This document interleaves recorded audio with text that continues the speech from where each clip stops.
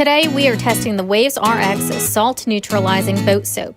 After a fresh trip to the Gulf of Mexico, this brand new jet ski is covered with salt deposits and needs a good cleaning.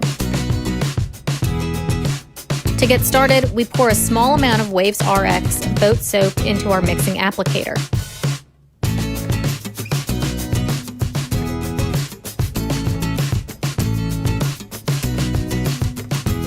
Next, we turn on the hose and watch the suds spread. We douse the entire jet ski with this eco-friendly soap and let it do all of the work.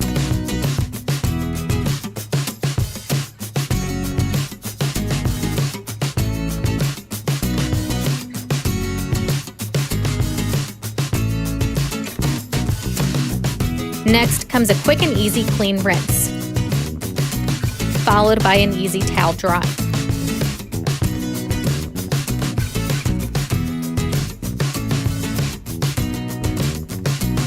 The results in these before and after pictures speak for themselves. The salt deposits are gone and the shine is back.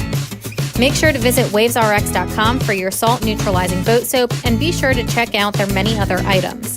If you haven't already, join our Mississippi Ski Riders Facebook group.